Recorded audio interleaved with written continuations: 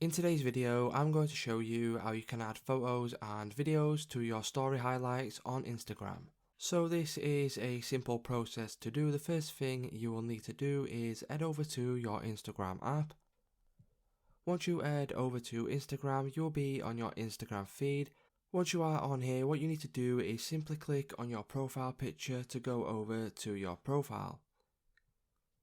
Once you are on your profile, as you can see, you'll see all of your story highlights, and you need to click on the highlight that you want to add a photo or video to. Once you do that, you need to click and hold down on the story and then click on edit highlight. Once you click on edit highlight, as you can see, there is an option now for stories. So if you click on the stories tab, what that will do is it will show you all of the stories that you have shared on your Instagram, and then you can go ahead and add any of these onto your story highlights.